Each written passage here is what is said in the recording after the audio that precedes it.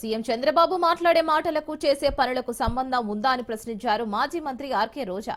ఎన్నికల్లో ఈవీఎంలను మేనేజ్ చేసిన చంద్రబాబు కరువును మేనేజ్ చేయలేకపోతున్నారని విమర్శించారు. ఇప్పుడు పెట్రోల్ పంపుల దగ్గర సెల్ఫీలు తీసుకునే దమ్ము లోకేష్ కు ఉందా అని సవాల్ విసిరారు.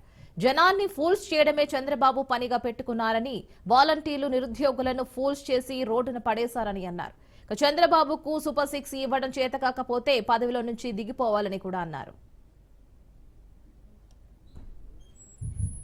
చంద్రబాబు నాయుడు ముఖ్యమంత్రి అయ్యాక మహిళల కక్ష సాధించే విధంగా ఈ రోజు కార్యక్రమాలు చేపడుతున్నారు. ఉదాహరణకి ఎన్నో ఉన్నాయి. ఈ రాష్ట్రంలో ఎంతమంది ఆడపిల్లల్ని రేప్ చేశారు, చంపేశారు, ముక్కలు చేసేశారు, అయినా కూడా పట్టించుకోరు.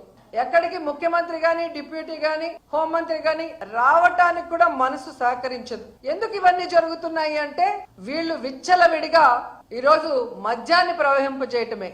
ఎక్కడ చూసినా బెల్ట్ షాపులు, గంజాయి, డ్రగ్స్ ఈ రాష్ట్రంలో ఉన్న యువతని నాశనం చేస్తుంది. ఆ యువత చేతిలో ఈరోజు ఆడపిల్లలు బలి అవుతున్నది నిజం కాదని అడుగుతున్నా.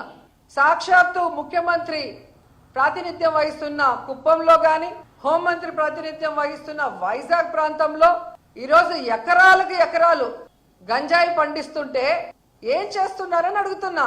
100 రోజుల్లో గంజాయి లేకుండా నిర్మూలిస్తామన్న మీరు ప్రాతినిధ్యం వహిస్తున్న చోట ఇంత గంజాయిని పండిస్తూ ఈ విధంగా బెల్ట్ షాపుల్ని పెట్టించి విచ్చలవిడిగా మందు సరఫరా చేస్తూ కొత్తగా డ్రగ్స్ ను కూడా తీసుకొచ్చారు.